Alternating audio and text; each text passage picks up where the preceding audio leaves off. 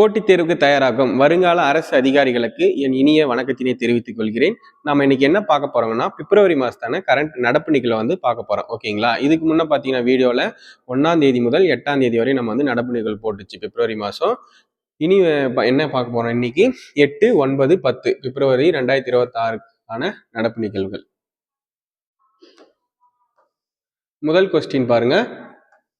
2025ஆம் ஆண்டுக்கான கலைத்துறை வித்தகர் விருது பெற்றவர் யாருன்னு பார்த்தீங்கன்னா SP முத்துராமன் அவர்கள் தான் பெற்றாங்க. ஓகேங்களா? அவர் ஏன்னா 2025லயே வந்து மூத்த திரைப்பட இயக்குனர் வந்து இந்த SP இந்த முத்துராமன் தான். ஓகேங்களா? இதுக்கு முன்ன 2024ல யார் எடுத்தாங்கன்னு பார்த்தீங்கன்னா பழம்பெரும் நடிகை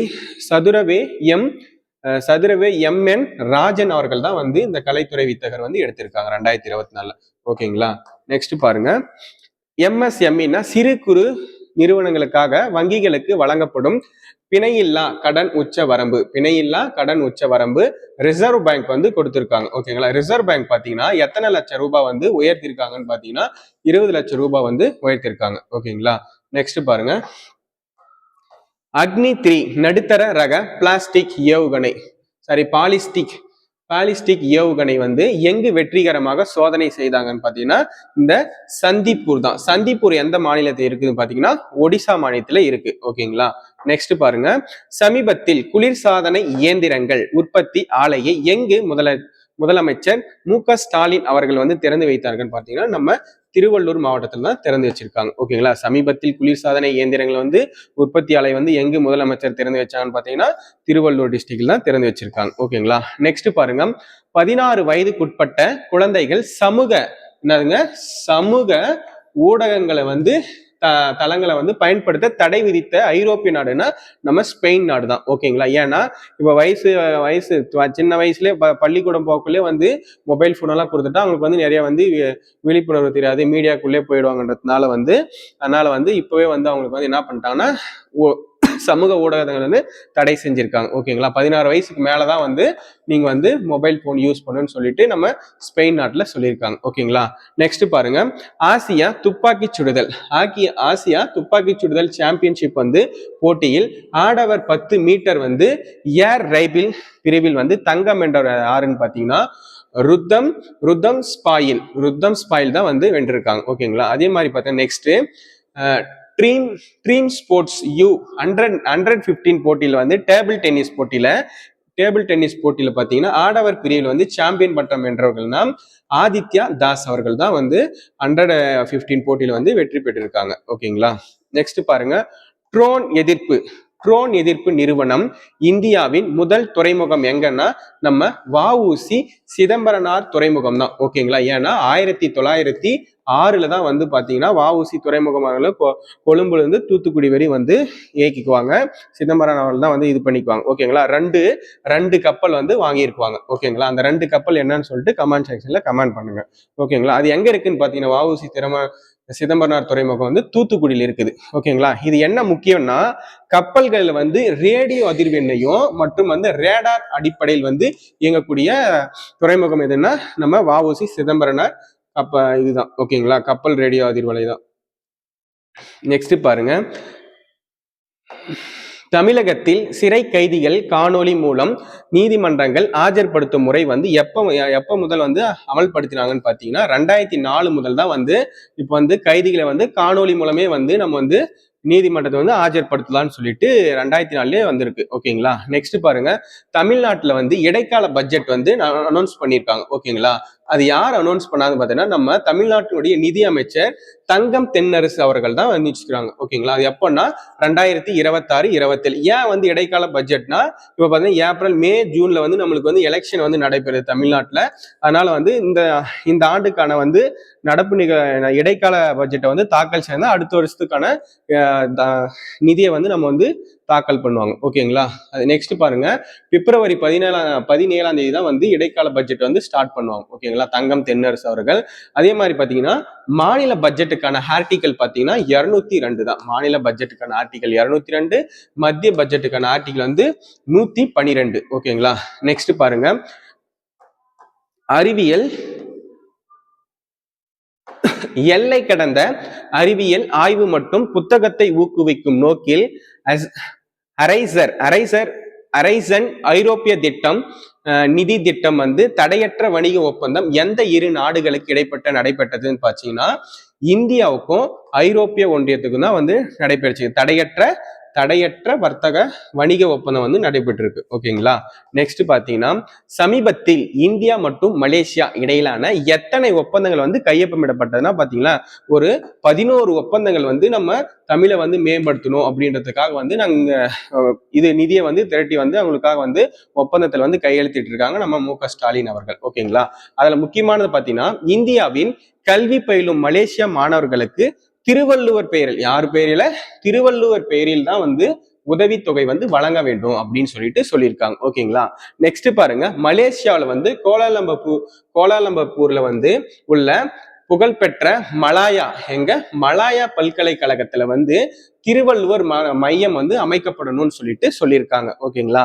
நெக்ஸ்ட் பாருங்க மலேசியாவில் இந்தியாவில் வந்து யூபிஐ அப்போ யூபிஐ நம்ம ஜிபே எல்லாம் யூஸ் பண்றாங்க பாத்தீங்களா. அந்த யூபிஐ சேவை வந்து எங்க பயன்படுத்த முடியும்னா நம்ம வந்து மலேசியாவிலையும் வந்து பயன்படுத்தலாம். இந்தியர்கள் வந்து மலேசியாவிலையும் போய் யூபிஐ பயன்படுத்தலாம்னு சொல்றாங்க. ஓகேங்களா.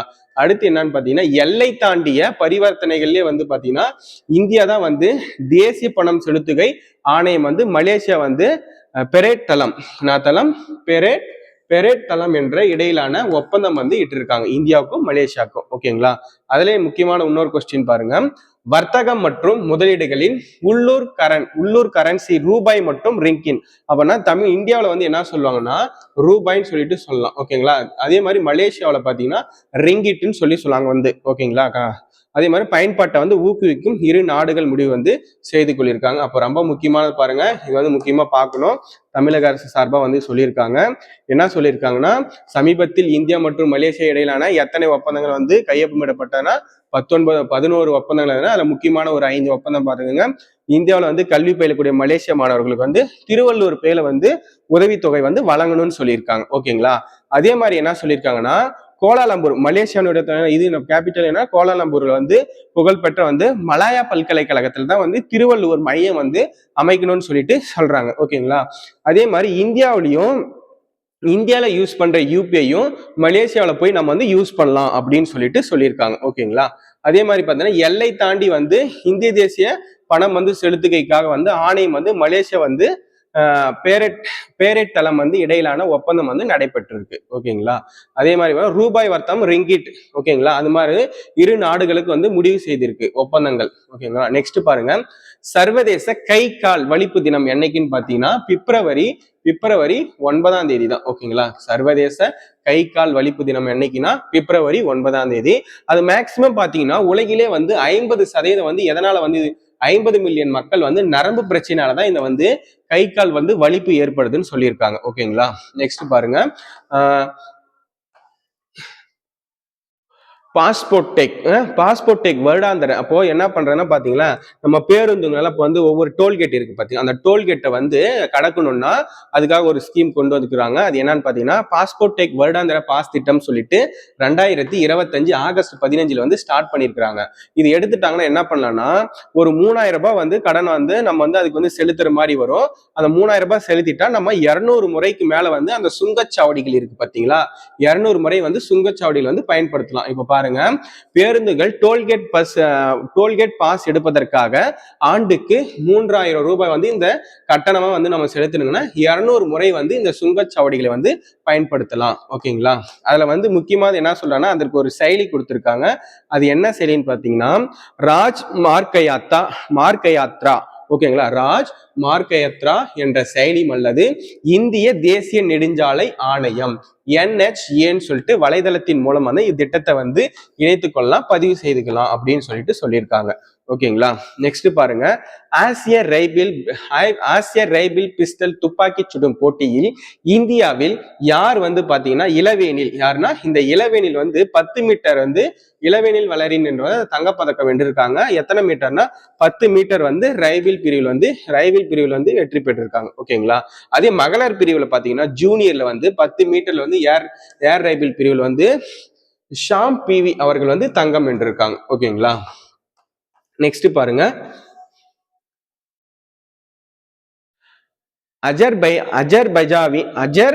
அஜர்பைஜாவின் நடைபெற்ற சர்வதேச பேட்மிண்டன் போட்டியில் சாம்பியன் பட்டம் பெற்றவங்க யாருன்னு பாத்தீங்கன்னா தேவிகா சிங் பெற்றார். ஓகேங்களா, தேவிகா சிங் தான் வந்து அஜர்பைஜானில் வந்து நடைபெற்ற சர்வதேச பேட்மிண்டன் போட்டியில வந்து வென்றிருக்காங்க. ஓகேங்களா, நெக்ஸ்ட் பாத்தீங்கன்னா உலக பருப்பு வகை தினம் என்னைக்குன்னா 2026 இருந்து பிப்ரவரி 10 வந்து சொல்லிக்கலாம். ஓகேங்களா, நெக்ஸ்ட் பாருங்க, சமீபத்தில் எந்த அண்டை நாடுகளும் இராணுவ பயன்படுத்துவதற்காக 50 வாகனங்களை இந்திய ராணுவம் வந்து வழங்கியதுன்னா நம்ம பக்கத்து நாட்டுல நேபாளத்துக்கு தான் கொடுத்துருக்காங்க. ஓகேங்களா, சமீபத்துல வந்து அண்டை நாடுகளான ராணுவம் பயன்படுத்துவதற்காக வந்து 50 வாகனங்களை இந்திய அரசு வந்து எந்த ராணுவம் வந்து எங்க வாங்கியிருக்காங்கன்னா நேபாளத்திற்கு வழங்கியிருக்காங்க. ஓகேங்களா, நெக்ஸ்ட் பாருங்க, லட்சத்தீவு அண்ணாமலை கடல் அறிவியல் துறை முன்னாள் இயக்குனர் எங்கு கண்டெடுக்கப்பட்டுள்ள புதிய வகையான நண்டு பெயர் சொன்னாங்கன்னா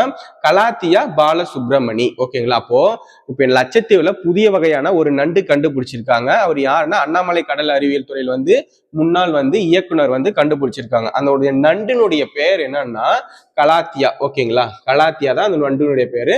இந்த பாலசுப்ரமணி அவங்க வந்து கண்டுபிடிச்சிருக்காங்க. ஓகேங்களா, நெக்ஸ்ட் பாருங்க,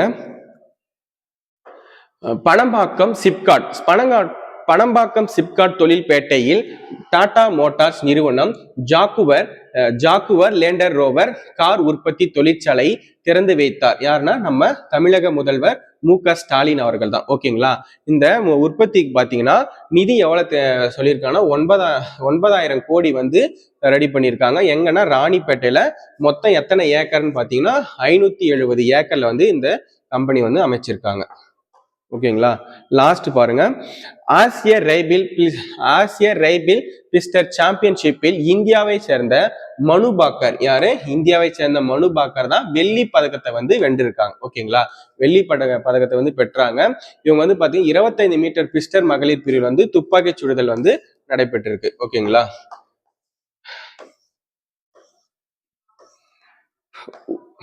புதிதாக பார்க்குறவங்க ஒலிம்பியா ஐஏஎஸ் அகாடமி யூடியூப் சேனலை வந்து சப்ஸ்கிரைப் பண்ணுங்க, லைக் பண்ணுங்க, ஷேர் பண்ணுங்க.